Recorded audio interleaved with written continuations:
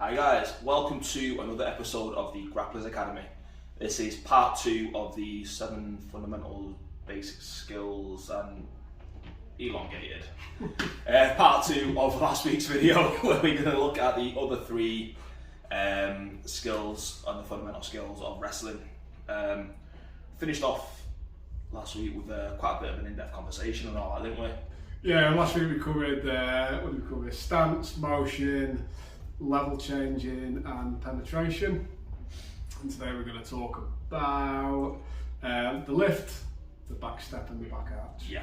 Actually, we just recorded the video that's going to come out on Saturday, so you'll hear this first about the back step. Yeah. And the applications of the back step in submission grappling, so you can check that video out as well when it comes out on Saturday. I think usually put up at about 8 AM, so they're up early. So if you go into any open match, you can watch the video, then go and try it, and then get wrecked. It's like when we first looked at, especially these 3, lift, we kind of understand, back step. We had to do a little bit of sort of basically a little bit of clinch work to figure it out. And the back arch, personally, I don't think this one applies as much to submission grappling, apart from sort of like your suplexes and things like that. Yeah. But there are bits where it applies to it, but I think the back arch will be more sort of like keeping the shoulders as well when you're on the ground, off the mat. Yeah. And basically just trying to fight off that pin. Offensively, especially if you're looking at it more for submission grappling, the back arch maybe if you're about to get reversed from side control, landing in that kind of like bridge position and running back around. Just imagining doing that with my back now, it sounds horrible. Well, I'm thinking about lifting, and it's probably nice to talk about all 3 of these together, haven't we? I think back steps a little bit different because it's kind of like setting up the attacks. Let's just go through that briefly now, and then we can talk about lift and back arch, because in my mind there's a bit of a crossover between both of them here, because it's essentially just about the mechanics of how we're going to get our hips underneath and lift. Yeah. So back step, like I said, the video coming out on Saturday, but essentially what we're talking about in this one is using your opponent's force or energy against them. So essentially, exactly what it sounds like, using a back step, we're using your body weight in the back step to pull them off balance. Yeah. So obviously if your opponent's got good balance, the shoulders are over the knees and the toes, the hips are back, we want to get them off that, we want to get them into the weight into the toes so they've got no ability to drive, and you want their head right over the knees and the toes, preferably so the hands are touching the mat. Yeah. And then they're completely off balance, then you can hit your runarounds or whatever you want to do, snap down and all this and that. I think it helps you, especially if you sort of really apply and think about this principle as well, it stops you from being just an arm clincher. Yeah. So you're using your footwork in conjunction to the sort of collar ties or the tie-ups that you've got, and you're not just trying to pull down with your arms. Obviously that plays a part into it. So if you look at Galval versus Pena, he was very much clubbing with his arms, trying to break his posture. But if you've got more of like a solid collar tie and trying to move your opponent around, you're not just using your hips and torso, trying to move them and trying to pull them and push them.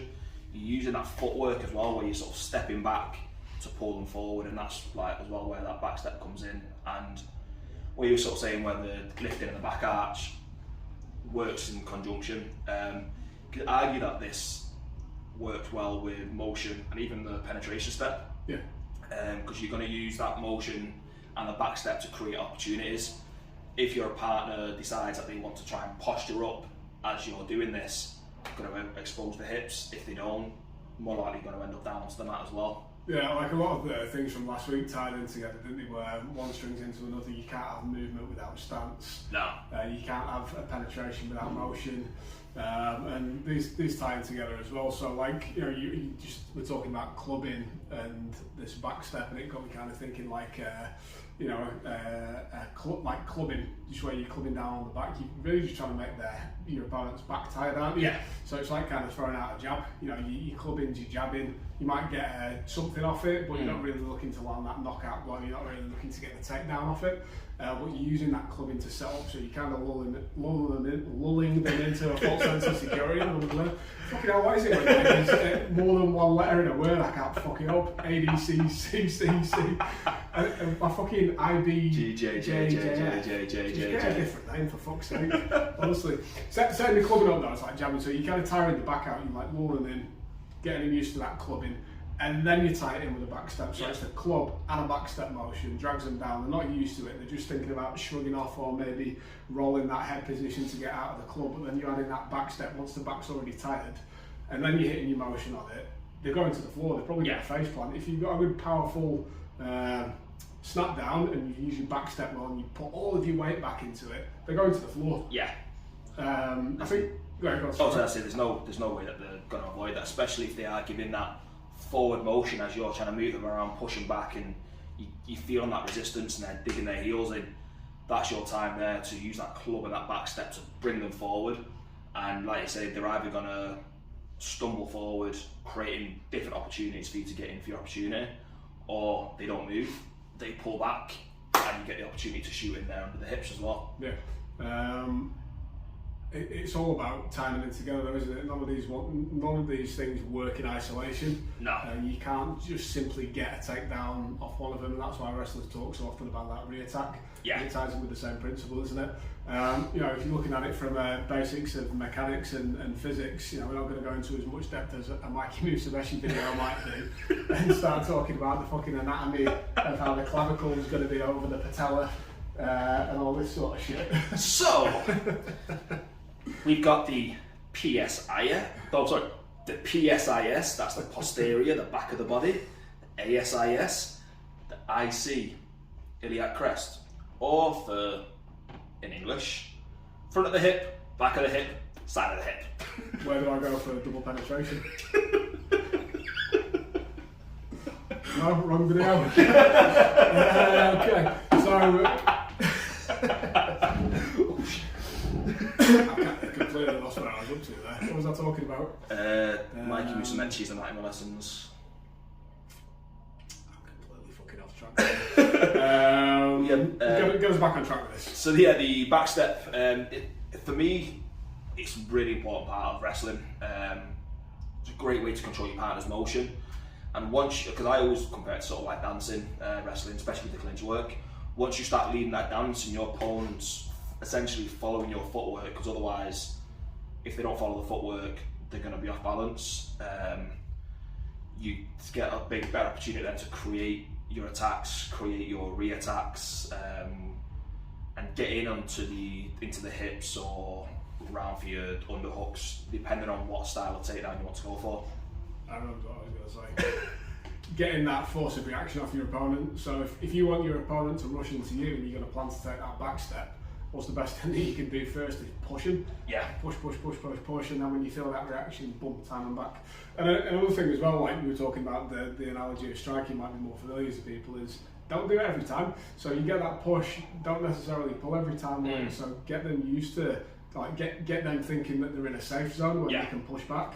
It's like I'm pulling, then they push, and I'm like, right, okay, back off. And then on the second or the third time, boom, that's when you hit the snap down, when you've lulled them into a sense of security about it. So yeah, that's kind of the back step covered. I think the lift and the back arch, we could, in my mind, I could probably think about like tacking the back arch onto the end of the mechanics of the lifting. There's a lot of what's important with a lift when we look at it from getting elevated and getting underneath your opponent to hit them with the takedown, is you've got to get your hips underneath your opponent. In almost all circumstances, be able to get enough leverage and drive to get underneath them. And then once we've kind of shot him on a double leg, we've got enough leverage where our hips and power are underneath them to get a lift and a turn. Then if we're looking at a suplex, it's the same sort of thing. You've got your back take. You can't just start leaning back if your hips are all the way back. No. You've got to get those underneath and then arch into the back to be able to get enough leverage on your opponent to be able to get a scoop on them. It's like a forklift truck sort of an action, isn't it?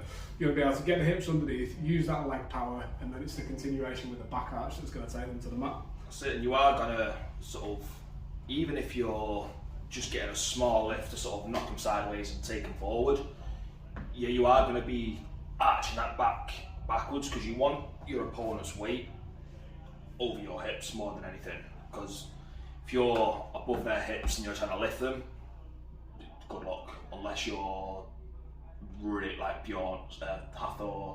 Yeah, you know, unless you can bicep curl 100 kilos, Yeah. you've not really got much of a chance of being able to hit a good suplex. No.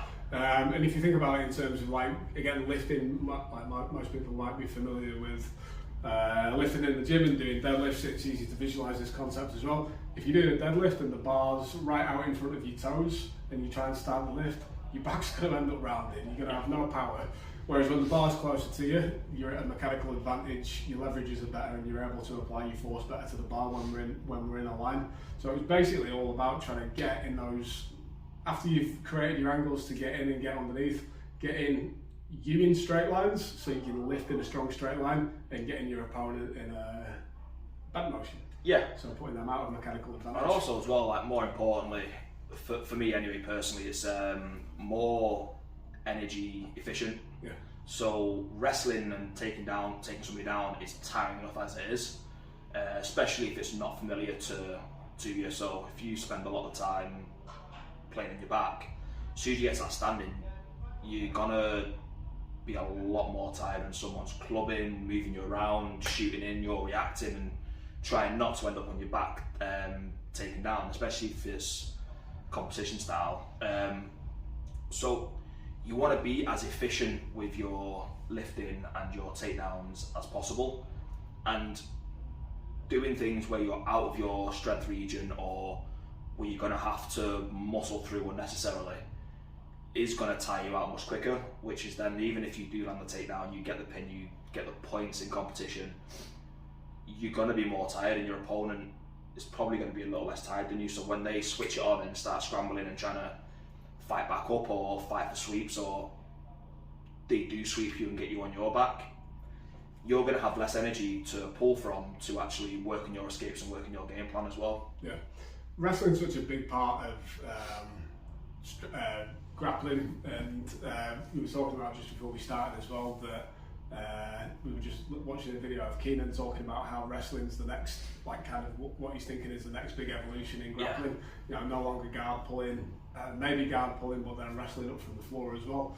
And you know, there's a lot of good examples of it, but a guy who's a really great example of it at the moment, and you can see a lot of footage at the moment as well because he's competing often, is Owen Lindsay, and there's some great stuff out there. He's an Olympic gold medalist, Commonwealth judo. I think it's Commonwealth gold medalist yeah. in judo. Got some beautiful takedowns and there's some really good mechanics on how to get in and get all of the stuff that we're talking about and applying.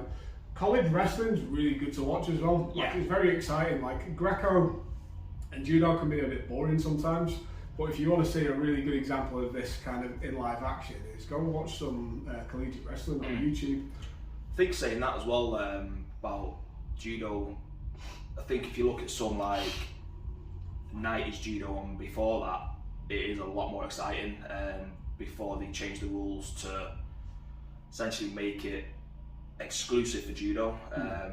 What you're talking about there is like the eliminated double legs and then attacking the legs, didn't they? Yeah. Because wrestlers just come in and wrestle fucked everybody. Put a gi on and just double leg. But yeah, so like, it's really, really good to watch match footage and see how techniques work in live situations. Actually, I was talking about this last night with somebody. They were saying sort of like where they get their new techniques from or where they get their learning sources from, and I was saying that I watch match footage, and if I see something I'll try and figure out myself, and if I can't figure it out then I'll go and watch a tutorial. And it's really good to watch those matches with commentary as well, so even things like Commonwealth judo, Olympic wrestling and things like that, when you've got commentators, they'll say what the technique is, so then if you aren't sure on how to execute this technique, you've got the name of the technique, you can jump on YouTube, find the tutorial, watch them side by side, see where the tutorial's mentioning the next step, and then sort of line the clip up so you can see where they do that step, and then watch the next step, then line it up again, then go back and forth, and then watch the technique again, see if you understand it more. Yeah, that's just basically, Basically, what we used to be able to do on the match breakdowns before YouTube started being a bit of a bitch with us. And, even though it was fair use. Upload any live videos. I think that was some of the. It'd be great if we could do that sort of stuff again, because that was probably some of the more useful stuff that we did early on for some new players. I remember when we did the Dean Lister and Josh Barnett match, it was like breaking down a technique that really was quite unfamiliar for a lot of people, and it'd be good if we could do that again. But yeah, if you can, what I was saying before about judo not being exciting, I think it's that didn't necessarily mean that in the way that the sport's boring. I think in the same way as gi sometimes, because it's very easy to stalemate out with the collar grips, and especially when you get guys that are at a similar level and certainly world class level, you might get one amazing throw in the match, but there might be 8 minutes of like stalling out and pushing and pulling. And like we talked about in jiu-jitsu as well, and I just remembered the thing I was going to say, so I'll come back to that in a second, but a lot of it's about I've gone back to my train of thought before, which I'll go back to. One thing that's not covered on this, which I think is important, which reminded me of something that I heard last week as well, is, and I'm lulling people into a false sense of security with it, when we go on these attacks and use all these tools that we've got to have a change of pace as well. It's like a lot of jiu-jitsu can be done quite at a slow pace. Wrestling can't really be done at a slow pace, which was the point I was going to make before. So you can kind of do your hand fighting and your clubbing at a slow pace. And I think a really good example of this, not necessarily a jiu-jitsu player, but he's a wrestler, is Yoel Romero. Look, watch back Yoel Romero's old fights. He's like very slow. And it's slow and it's slow and it's slow, and then it's explosive and it hits you with something, and before you know it, it's covered this distance that you weren't used to seeing. And you've either got fucking head kicked or you've got knocked out with this big overhand right. But I bet you learned that in wrestling. I bet it's like that slow lull you in, and then when you're going to go for your takedown, it's explosive. And you've got to hit it hard and you've got to commit to it. There's no point doing any of these takedown attempts slowly. You will not get anything, you'll just get splatted. You're going to get sprawled on, you're going to end up on the mat. No, definitely. And speaking on Yoel, I think it's probably how he managed to do the longer round fights, where he wasn't exploding all the way through the fight. He was using his energy efficiently. And just to add on another thing that I think's important that probably isn't mentioned in the seven sort of fundamentals, is it's something that I got told years ago about controlling the inside. So I look at the torso and the hips as a big square, and I'm trying to control that square. It's very hard for someone to create an opportunity to take you down if you're on the inside and you're controlling the inside collar ties, you're controlling the inside and the underhooks, you're controlling the hips. If you don't have control of that, you're not going to be able to create opportunities that you want to take somebody down. Yeah, and a lot of that comes to the point that I mistracked myself up before, is the grip fighting. Yeah. And again, that's not mentioned in here really. No. And we've discussed before, potentially the most important aspect of grappling. You can't really do anything without grips. Takedown submissions or anything, like you've got to be able to get a grip of somebody at some point, and it all boils down to grip fighting, isn't it? And if, let's say, they've got their grips, you can't do much. If you have your grips, your opponent can't do much, and it all comes down to that, like the element of control and limiting your opponent's options while maximising your own options, and then sort of narrowing down onto that one option where you're going to finish the match with. Like you're talking about controlling that inside line as well. You can't do that without grips. You're not just going to let me come straight in and just grab a collar. We're going to be fighting for that inside line. You're going to try and fight and get my elevation, get my underhook, and that. You're simply not just going to let somebody come in and dominate your inside line, get double underhooks and then suplex you. No chance. So it all starts here. And all different styles of grappling have a different way of approaching. You'll see a lot of judo guys, like in some guys who play gi, kind of like covering their collar grips or something like that.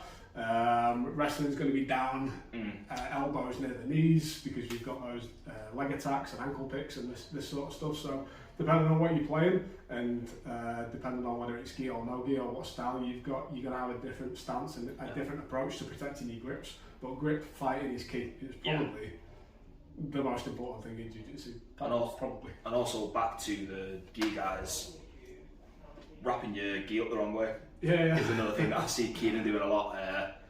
It's a great little tip to throw your opponent off. As in... So say you wrap it over this way, Yeah. you literally just wrap it over the other way. So the grips that you're going to go for are on the wrong side. Well, when somebody plays with Wormguard as much as he does, I'm sure he's got all the tips and tricks on how to confuse your opponent, confusion tactics. 100%.